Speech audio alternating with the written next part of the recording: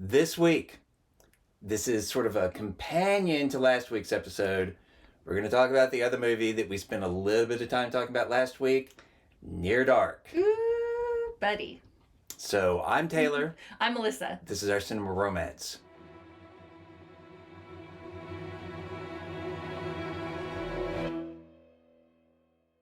First off, thank you all for coming. Yes. If you've watched before, thank you for watching again. We appreciate you so much. If you're watching for the first time, please like and subscribe, and we hope to see you every week. So Absolutely. And please let us know what you think. So, last week we talked about Lost Boys, released in 1987. And we mentioned another vampire movie that was also released in 1987, Near Dark. I looked into this a little bit. Lost Boys was released at the end of July, and Near Dark was released at the beginning of October. And there's a strong argument to be made that Near Dark might not have succeeded because, like, the sort of the appetite for vampire movies, so to speak, had already been sated. Yeah. Also, just the marketing, I think, is a big factor in it. The poster that they chose to put out for Near Dark is one that just heavily relies on special effects makeup, and it looks extremely violent, extremely unpleasant, and people would probably think it is a certain type of movie when really it isn't. Also, taken out of context, yeah, that particular image, I don't even know that people would know what that's supposed to be. Yeah. It's very odd, sort of how the movie was marketed, and it's such a shame because it actually, I think Lost Boys is very successful, but I think Near Dark is a better film, and I think it didn't really get a fair shake in the theaters. Yeah, I mean, this is one of those movies that horror fans usually know. They've at least heard of Near Dark. They've probably seen it. And here I want to say, if you are a horror fan and you have not seen Near Dark, in all seriousness, you really should seek this one out. I don't know. I meant to look this up. I don't know if it's even if you can even find it to buy. We tried to buy it streaming. I remember because a few months back I was like I have to see Near Dark again. I was really kind of driving Taylor a little crazy. I was like, I want to talk about Near Dark. We got to watch it again. Let's see if we can find it. And we looked it up. There was nowhere to stream it. We couldn't buy it on Apple TV. We couldn't find it anywhere. Luckily we of course have it on DVD. We have our let's see, our special, I think it's a special edition, fancy one. You get 2 discs, there's the movie, and then there's our Near Dark. Yeah. So we were able to watch it downstairs here. Second disc of what they call VAM, or video added material. Yes. Which I suggest watching. The documentary is really fun. The 45-minute documentary on it, just kind of talking about it, especially if you are a fan of Aliens, which, we're linking back around to Aliens. 3 of the cast members from Aliens are all in Near Dark. Okay, so I want to take a second to talk about that. Okay. But before, just going back, if you haven't seen it, you should watch it. Don't need to put any kind of disclaimer on this one, although I will say, unlike Lost Boys, because we are comparing these two movies, the violence in this is, it lands hard. There's one scene in particular that's kind of a centerpiece scene of the film that is quite violent, quite disturbing. Disturbing. It's unpleasant. It's very unpleasant. It's as unpleasant as it would be watching people get murdered. Yeah, it's hard. These are not good, happy vampires. However charismatic they may be, there's no mistaking them for good guys. They are the bad anything. guys. Yeah, exactly. And going back to Aliens, yes, but it's even more incestuous than that.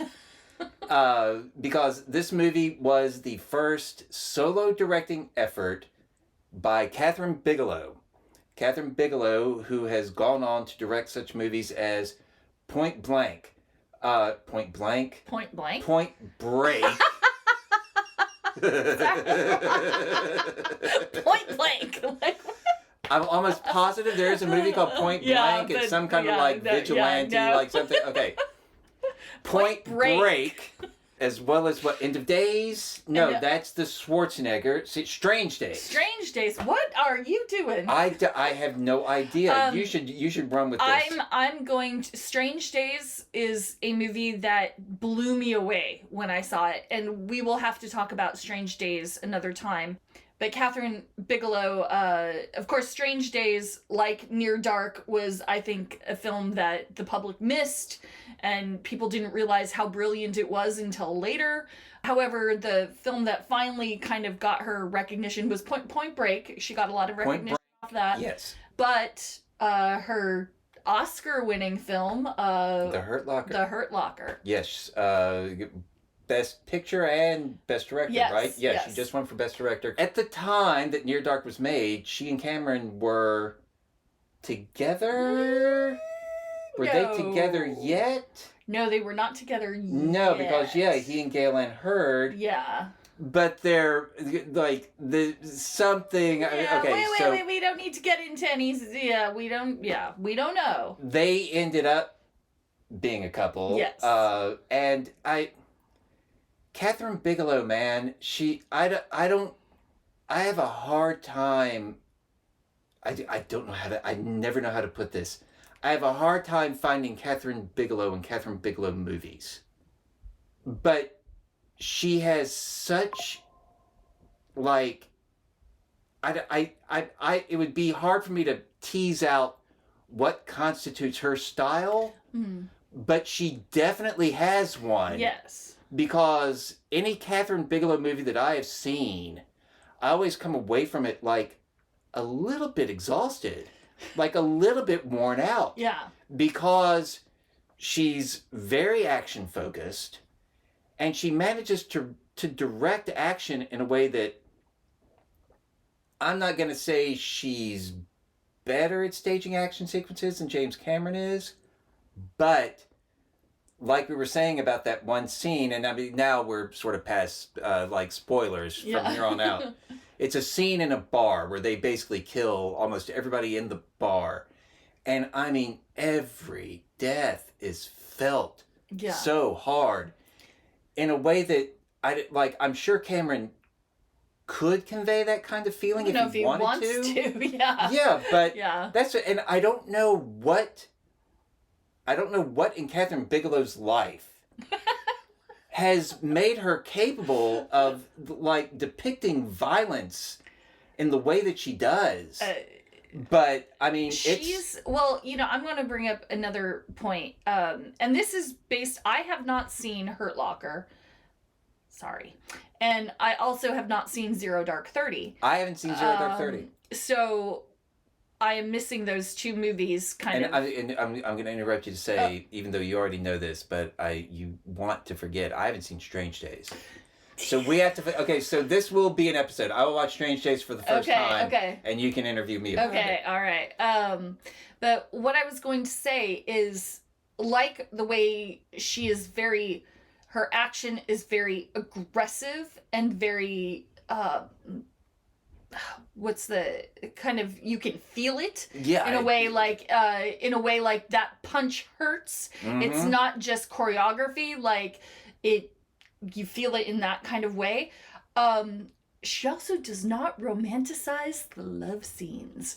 I would say, like, when there is two people that are into each other, they are into each other in a way that is not flowery. I'll just put it that way. It's aggressive in a different way, and it's interesting to watch because these are there's a scene where, Caleb and May are together, and he's down on his knees hugging her around her waist, and there's implications there that Kathryn Bigelow she knows what she's doing. She knows what she's She knows what she's doing in a way that it's just I like seeing things portrayed in a not like, oh, because I'm a woman, I'm going to direct the love scenes in a certain way. Like, no. I'm dancing around this because I know it's the kind of thing that I have no business saying. Okay. But when I say that I have a hard time finding Kathryn Bigelow in the movie, a large part of what I mean is I have a hard time finding anything feminine. Yeah. I like that. I know that shouldn't mean anything, but like what you're talking about with the love scenes, like I would agree with that. Well, why don't we say like there's nothing that you can stereotype about Kathryn Bigelow. Yes, okay. It's not. I'm not going to read a script about Emily Dickinson and think, you know what, Kathryn Bigelow for this movie. That's not it. However, it is, it's sexist to say that only women should direct women movies or only men should direct men movies. And I would never, ever say that. But it is funny, like, there's, like, basically, if I saw something, if I read a script that was just wall-to-wall action, that was meant to be just impactful and hard, I would think Kathryn Bigelow could do this. When you think about, like, something like Point Break, the relationship between Keanu Reeves and Patrick Swayze, I mean, yes, there are women in that movie. Lori Petty has some role to play in that movie. That is not Kathryn Bigelow's concern. Yeah. She is concerned about the incredibly, like, testosterone-driven relationship between these two men. The Hurt Locker. There is one woman of consequence in that movie.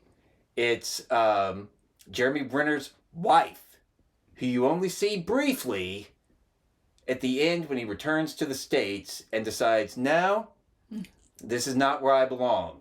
Like, she's basically there along with their child as one more symbol of the life that he does not want. That is the purpose she serves in the movie. Yeah. The mother of his child. And that's like... We might need to put up a spoiler alert for Hurt Locker. She wants to get back into the field just like him, directing action, blowing things up, and making us feel it. Yeah. And I mean, she does that arguably as good as anyone else. Well, I am sorry, the toughest woman I have ever seen in any film, and this goes into superhero films, everything like that, is Angela Bassett in Strange Days. She is the most incredible being in the planet in that movie. Like, still, thinking about her is just, like, exciting. It's like, oh, Angela Bassett in that movie. We're talking about the characters in this movie, and we haven't told you who they are. Yes. We mentioned Caleb. He is the main character. May. May is a vampire. She's a new vampire, relatively new vampire. With this, like, she's got this sort of crew. This is the supporting cast of Aliens, which had come out the year before. Yes. So we've got Lance Henriksen is the lead. His woman is played by Jeanette Goldstein, who played Vasquez in Aliens. And then Bill Paxton. Bless him. Bill Paxton as Severin. Yeah. He's the sort of wild card comic relief. And just unbelievable performance by Bill Paxton. Do we do this now? Do you want to, like, get this out of the way now? We could get just talking about how Bill, amazing he is. Or do we want to save this? Like, briefly. Okay, so May bites Caleb. She does not turn him. But right after the bite, he starts reacting the same night. Like, he's not so much turned, but he's infected. Yes. The way they treat vampirism in this movie is more like a disease. Like, a disease that's turning. They call it turning. So the very first night when he's trying to go home, he's running across the field. Like, his father can see him on the ranch, and his skin is smoking. Like, this effect is very cool. Pouring off of There's him. just smoke flying up, and he's running, stumbling, and his father's, looking out for him, and then you see, that's an amazing shot, I think, where you see the Winnebago, what do you call this? Oh, no, that shot. Yeah. Where they, like, on the horizon, they, like, turn off the road and come driving in through the field to basically cut him off. Yeah. Caleb, his father's looking for him. Caleb needs to feed. He doesn't want to. He doesn't want to kill anybody. They keep encouraging him to kill somebody. He, at one point, they're going to kick him out of the group, but then he, like, sort of helps rescue them or save them. When the police nearly catch them in this like bungalow in a motel. And then Caleb is rescued by his father. Does he go back home? How does he end up? He goes, they end up at the same hotel or motel. Yes. They end up because Caleb's father and his little sister have been searching for him. Meanwhile, the vampires Caleb's finally maybe getting along with them. He hasn't killed anybody yet, but he's getting along with them a little bit. They end up at the same motel. And there's a young vampire. I forget. I left out Homer. I left out, this is the other member of the crew. The other member of the crew. Homer is, he became a vampire when he was, 12? Yeah, it just looks around 11, 12, something like that. So, an ancient being trapped in, a teenager's body. Yeah. Preteen body. He has a crush on Caleb's sister and wants to bring him in, and then they're able to escape. Yeah. Caleb gets a blood transfusion, which cures him. We might come back to that. Yeah, we'll come back to that. And then he goes to rescue May. No, she comes to him. She comes to him to bring him back. That's right. Then he has to fight. Yeah. Like, damn it. It's Jesse. Jesse, Severin, Diamondback, and Homer. Yeah. So he has to fight those four. May gets a blood transfusion and they live happily ever after. Yeah, that's the basic synopsis. All right, first of all, I want to talk about a couple things that I think the movie that I do not like. Oh, okay. I don't like the fact that they never use the word vampire. That's a pet peeve of mine. I had the same problem with Midnight Mass on Netflix. Yeah. These are vampires. Like, they drink blood to survive, and they are, like, hurt by sunlight.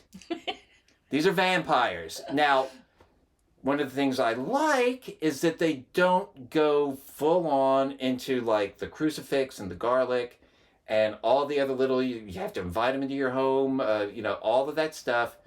But it always bothers me. They don't use the word. When they don't use the word. That having been said, I think it's less obvious that they're not using the word in Near Dark than it is in Midnight Midnight Mass. No, in Midnight Mass, they have to do backflips to avoid saying the word vampire. Yeah. Whereas this, it's not. It's much more. I wouldn't even have noticed that they didn't say it, to be honest. It's one of those things that I probably only noticed it after I started thinking about it. Yeah. Like, I think the first time I saw the movie, which was in high school, I managed to find it on VHS at that place in Fort Campbell that I would rent, like, obscure movies from. Also, and I'll talk about things that I like, but among the things I don't like are the two leads. Okay, Adrian Pasdar has gone on to have a, like, long and very prolific career, especially on television. Anyone who's lucky enough to see Prophet knows how good Adrian Pasdar can be. This was an early role. Yes. And I don't think it's a great performance. He's also not helped by his co-star. I don't have a problem with either of the two leads. I don't. They're beautiful to look at, both of them. They are beautiful to look at. They're appealing. He has big eyes and, like, he looks like he's lost and needs help, and, like, I buy it. The thing is, they don't need to carry all of that because No, okay. They don't have to carry the movie because the movie is carried by Kathryn Bigelow. Yeah. And her very assured direction, and also the supporting cast. Yeah. Lance Henriksen, Jeanette Goldstein, and Bill by God Paxton. Bill Paxton has given some incredible, controlled, dramatic performances in a movie like Frailty, which is a horror movie that he directed, and it's bleak as hell. Don't rush out to watch it. But it's good. It's good. Yeah. Or One False Move. Mm-hmm. He has some incredible moments in One False Move that are just heartbreaking. He had some great subtle performances on Big Love. Absolutely. Yeah. Then there are the over-the-top Bill Paxton performances. And here we have to look at Aliens. Yes. We have to look at Aliens. True Lies. True Lies, definitely. Weird Science. Weird Science is probably the ultimate for him just being completely off the leash. Yeah. But even Aliens is a better performance, but it's better when that character is revealed to not be the character that he presented as. Yeah. He's not the full of bravado. Exactly. Yeah. That's when it all, for scenery chewing, but in the right way, this might be the best. Oh, it's quite something. Just is, and one thing that I think makes it even more remarkable is the fact that Lance Henriksen is also chewing scenery. Yeah. But he's doing it in a different way. Yeah. And somehow they managed to contrast so that both performances are elevated. Because, again, Lance Henriksen he's not necessarily doing anything subtle. Yeah. But it's a different performance that they complement each other so well. I need you to check the name of the kid that plays Homer, because he also gives a good performance, and we should mention him, but I can't remember his name because he's not one of those three people, so... And he is not even listed here. He's not listed? We have Adrienne Pastar, Jenny Wright, who's the female lead. Yeah, May. Henriksen, Paxton, Jeanette Goldstein, and Tim Thomerson, who plays the father, who is he's great. He's really good. He's great. He's The fantastic. really good I too. remember even in high school, I was like, man, I don't know who this guy is. But he's so given a hell of a convincing performance. in what could be a really goofy role, but he was really, really good. Yeah. Again, the performances overall, I think, are very good. I know you're not crazy about the leads. They work for me still. But I mean, they're Homer, fine. They don't. It's not like they derail the movie or anything like that. I'm sorry, I can't remember your name if you ever watch this, but the guy that plays Homer, you do a great job too. I guess talking about Homer, we should mention. I think it was when Interview was about to they were promoting Interview with the Vampire, and Anne Rice was part of that promotional gauntlet. And she said that she was glad that they were making the movie because her ideas had started to turn up in other movies. Yeah. I have to assume that primary among those was Near Dark.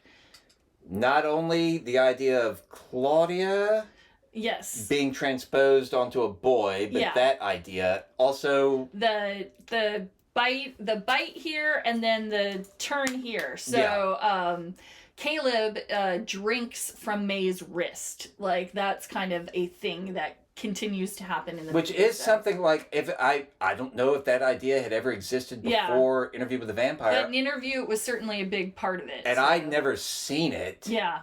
So it's of course you would drink. I mean, that's one of those where you take Yeah, exactly. Yeah. Among the other things that I like, I mean, the supporting cast, oh my God. Yeah, oh my God. But also, and here we're going to make some comparisons, or I'm going to make some comparisons to Lost Boys. I don't like vampires that transform. I never have. I don't know when that started happening. But they do it in Lost Boys. And even some stuff that I love. Buffy the Vampire Slayer. I mean, this is one of my most hallowed narrative creations.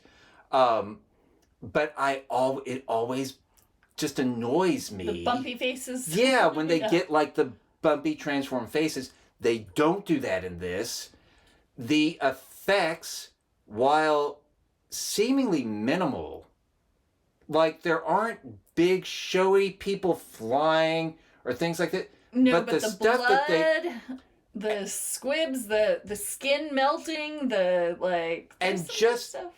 The way that they react to sunlight is so, like, there's that scene with the shootout with the police in the bungalow that I mentioned. They're shooting this thing up, and it's lit so that every hole creates this shaft of light that is another source of, potential death to these characters. Yeah. And at one point, Severin shoots a shotgun through the door, and as soon as the sunlight hits him, it knocks him backward. Yeah. Into, across the room, and his chest immediately explodes with fire. Stuff like that. No, it looks amazing. Which, isn't so much about the effect, but how the effects are being utilized to show what is dangerous to these characters. Yeah. And some of that stuff, it's the best I've ever seen. Yeah. I would agree with that, and it still looks good. Oh, it still looks amazing. It's physical effects, not in the sense of The Thing or American Werewolf or The Fly. It's not that kind of showcase. But their fire effects. But the practical effects of them catching on fire, their hands burning. Yeah. At one point, this is at the end of the movie, Homer gets out of the car in the middle of the day to chase Sarah. Yeah. And he catches on fire. And this was a kid. And they're using if you know what you're looking at, they're basically superimposing fire onto this guy's body. And when you think about it, that's incredibly hard to do. Yeah. Because fire is not something that you can predict or control so that you know it is going to align to somebody's face. Yeah. That when you take this image of fire and put it on top of a person's head, it's going to look anywhere close to believable, but it does. And I don't know how much time it took. I don't know what they might have done to make it work, but it works so well. Seeing this kid just explode. He eventually explodes. But he's watching. No, it looks amazing. It really, really does. Yes, and his face is getting black as this is happening. Yeah. But it's also this is part of Kathryn Bigelow. She's not showcasing the effects. She's showcasing the action. Yeah. And the effects are just part of it. Yeah. And again, I think it works at least as well as any other vampire movie that I've probably ever seen. Yeah. If I'm listing favorite vampire movies, and I've seen a lot of vampire movies, this one is definitely in my top 5. Probably top 3. Well, Herzog, Nosferatu. Nosferatu. And then what else would it be? I love Fright Night. Oh. I love Fright Night. Okay. I love the original Fright Night. As you should. Fright Night, I don't think Fright Night is, and now we're going to have to do an episode on Fright Night. I don't think Fright Night is ultimately as successful as Near Dark.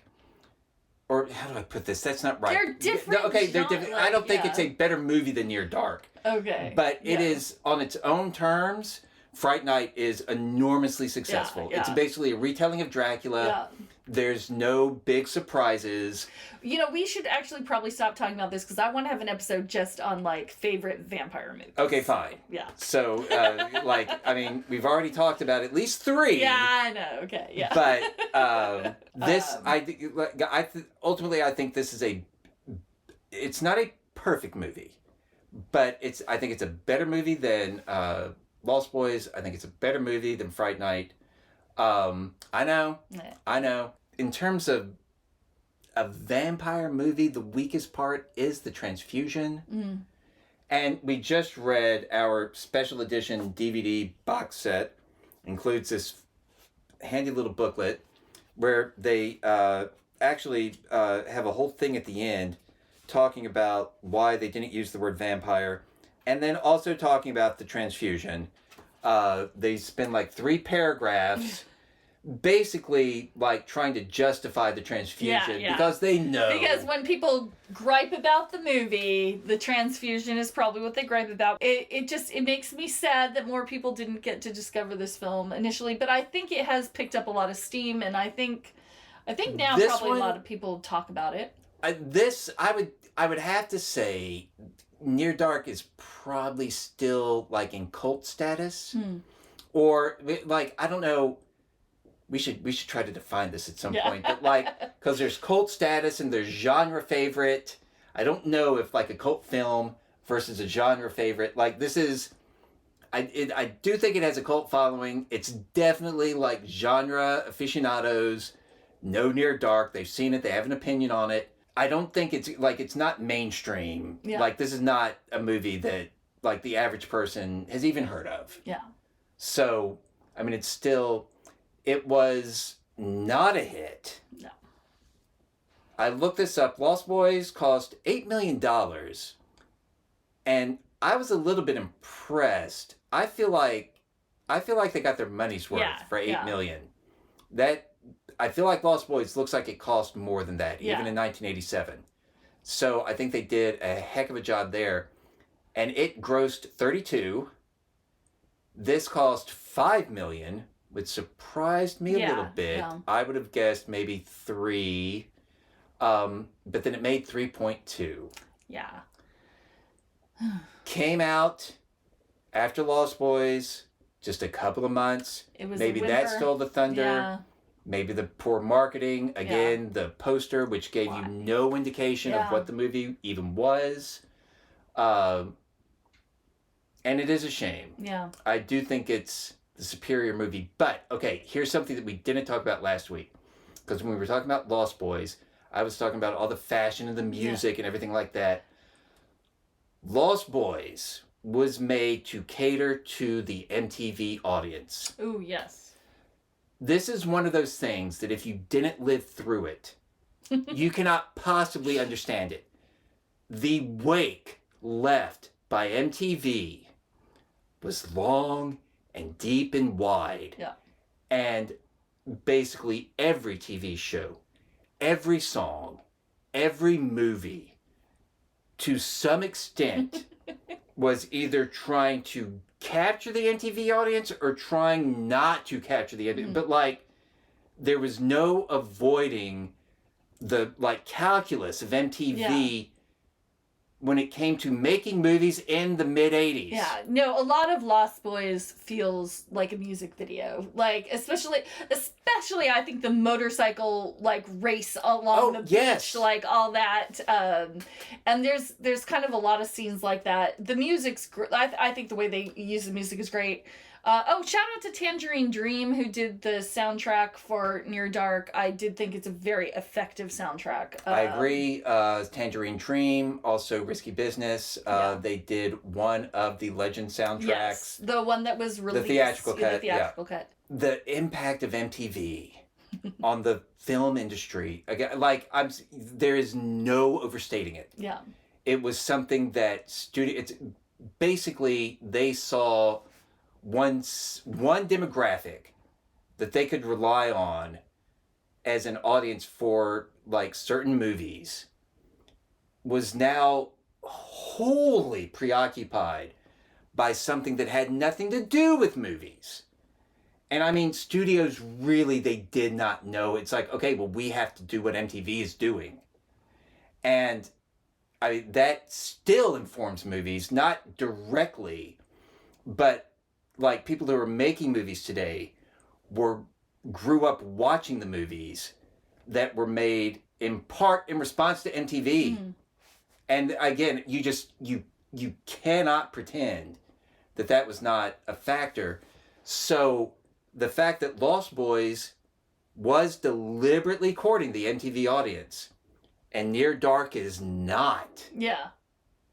That probably made a big difference. Yeah. Because, I mean, again, Kathryn Bigelow couldn't care less about a music video or that kind of, like, break in the story that's not moving something forward. Yeah. Like, one thing you can say about, I think, any Kathryn Bigelow movie, at least anyone that I've seen, they are propulsive. Yes. There is not a lot of wasted, like, energy, time, motion in her movies. You are moving. Yeah. What else do you want to say about Near Dark? Just see it if you can. See it if you can. It's See it if you can. And I would love to hear, like, if you have seen it, I'd love to know what you think. Yes. And, like, any Bill Paxton fans out there? I mean, there must be. And we love us our Lance Henriksen as well, as evidenced by us talking about him in Artifice Girl. Yeah. And Aliens. Although he probably didn't get as much attention during the Aliens conversation as you should have. Yeah, he is really good. He is really good. He's really good.